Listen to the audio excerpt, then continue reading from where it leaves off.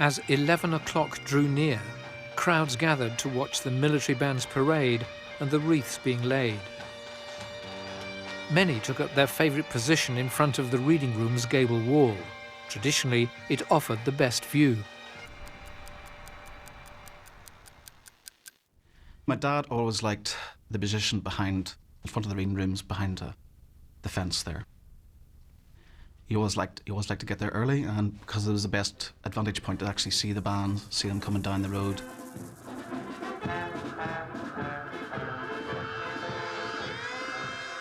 My daughter was laying the wreath at the cenotaph, and I went down, particularly this morning, to take her picture. Couldn't see well enough. Jim couldn't get a good enough pictures. So we moved round to the edge of the railing.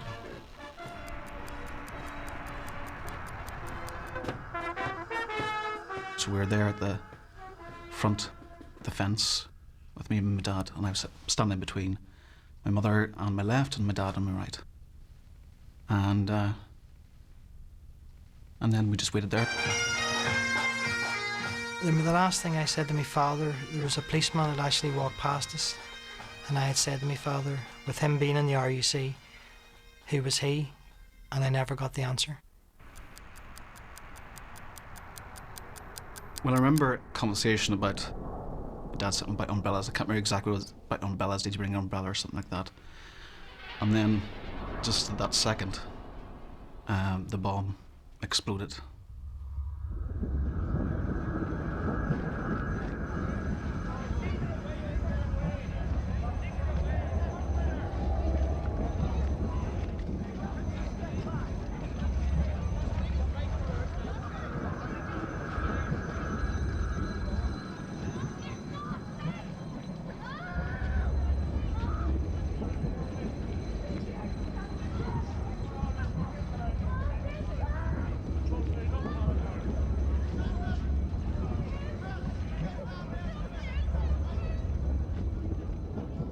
Just time to think that it's an explosion when I was whipped off my feet, flung into, I knew I was in midair.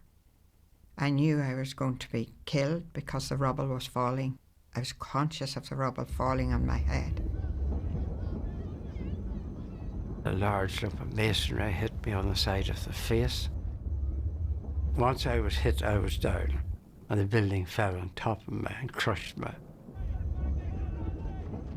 What I remember was lifting my head up, putting my hand up to my face, and the blood was coming out of me. And I thought, I'm badly injured.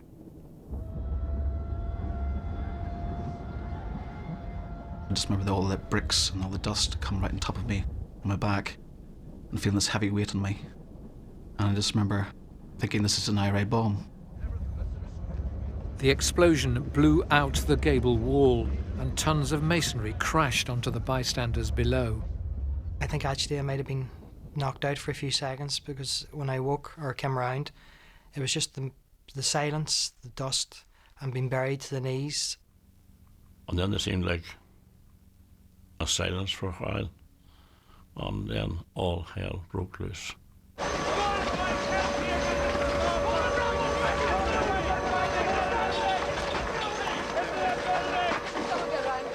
It's a scene out of a movie. It's just pandemonium. People running, screaming, people lying injured on the ground, people being dragged, lumps of masonry, rubble being pulled off them. Actually, at one point I seen two bodies that were just being laid out with coats over them, that they unfortunately were killed themselves.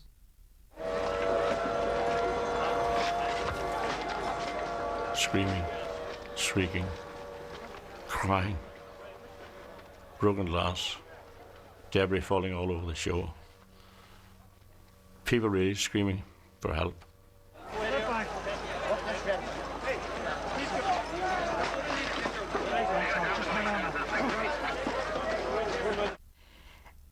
I started to scream, and I knew I was screaming, and I ran looking for Jim.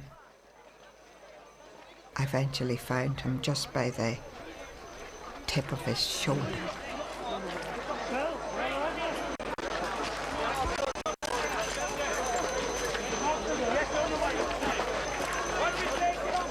I went to my mother, who was under the rubble lying flat with her arms at the side, just like that. I just took all the bricks of her as quick as possible, just threw them to the side and was just doing it frantically as possible. And from what I seen of her, I just knew she was dead. I wouldn't like to describe what I seen, but it was like something out of a horror movie, basically, and just, the blood was everywhere.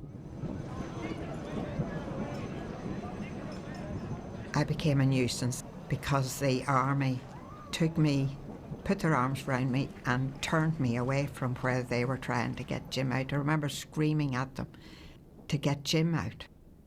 Do you remember being conscious under the rubble? No. I just remember there was a terrible darkness, a terrible quietness. There was a stillness which was unspeakable. What condition was Jim Dixon in when you saw him? Well, he was just a figure of a man in distress, and he was a victim.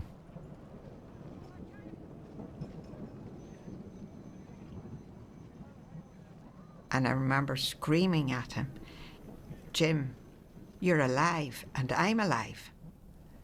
Couldn't understand why he wouldn't talk to me. We were alive. But Jim wasn't answering me.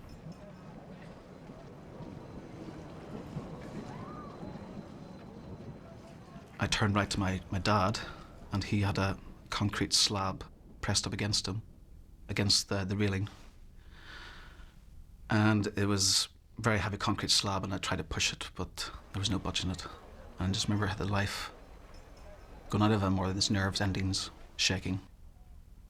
And now I knew he was dead as well, as he was just facing me with his eyes closed. My first immediate reaction was, where was my father? And when I found him, he was lying at my feet, and I knew by looking at him that unfortunately he was killed. And his head was actually pushed through the railings.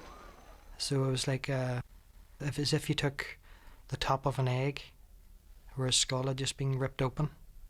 So when I seen that, I knew that it was lifeless.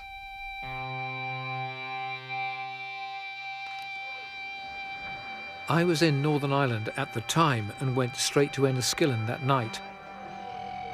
I was both shattered and perplexed.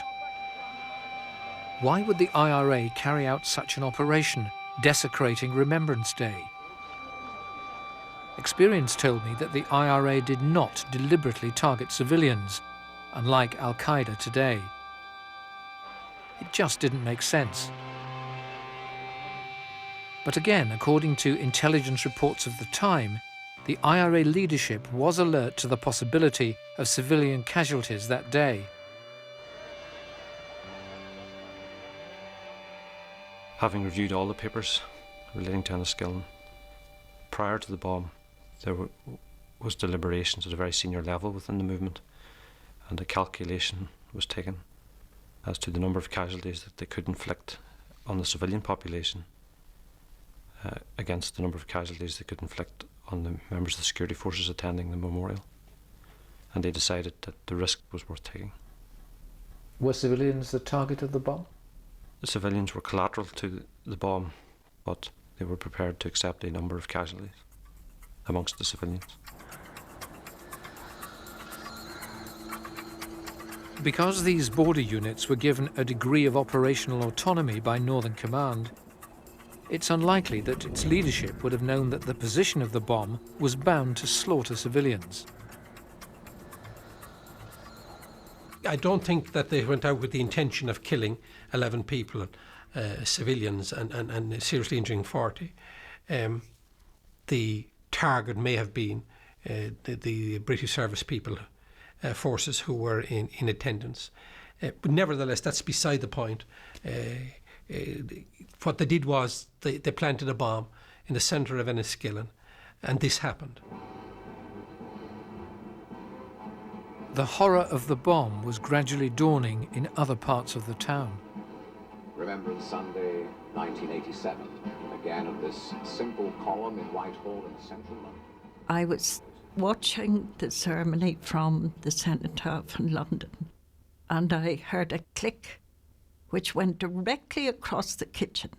Very loud click, and I thought, what is that? I went on watching, and I didn't realise what it was until my son came back and came in and said, did you hear a noise, a bang? And I said, I heard it click. And he said, well, it's a bomb has gone off downtown. And he said, I see smoke rising. I think it is near the War Memorial. So that shocked me, because I thought, well, Gordon and Mary are there. I hope that nothing terrible has happened.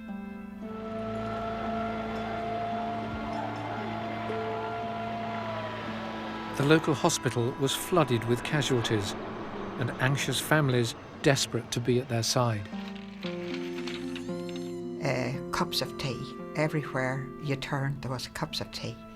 If they saw you without a cup of tea, they put another cup of tea into your hand. I'm sure I had 100 cups of tea lying around that place. And it was then I realised my coat. The buttons are gone off my coat. Why are the buttons gone off my coat? This was a new coat. The buttons are gone. I have been in that bomb. Jim Dixon was taken into surgery with massive head injuries. I remember saying to the surgeon, please hit me over the head with a hatchet. I can't stand it. I felt as if I was dragged into the very crypt of hell. The terror was so real. It was suffocating me with pure fear. We travelled quickly to the hospital, and I kept asking Peter, my son, where is Mary? We've heard that your father has a broken arm, but where is Mary? And he said, I don't know.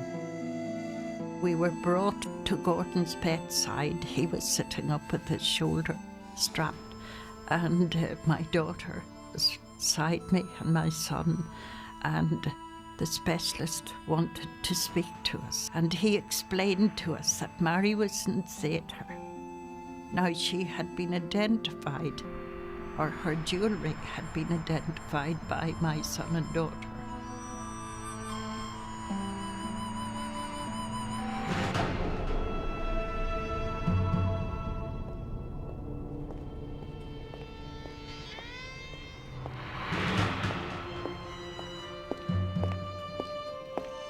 I was sitting there by myself thinking, what's going on, Did it register at the time that you'd lost your parents? I accepted at that point, from what I seen, there was no way my mother could have lived. And I knew my dad was dead as well. I kind of accepted at that point. Wasn't in denial about it, or maybe they'd still be alive, but I just knew at that point they were dead, and I was kind of, what am I going to do, basically, I was thinking.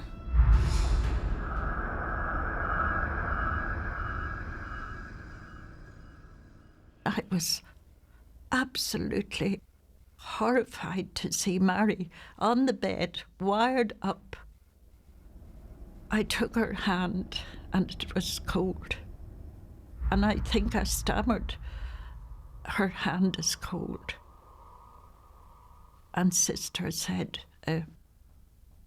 very quietly, we've kept the machine going, but her heart is beating, but only just.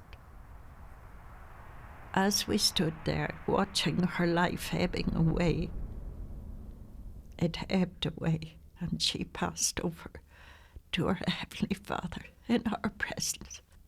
Did you say goodbye? Yes, in my own way I touched her. And I was so stunned. I don't think I said goodbye loudly, but I said it in my heart.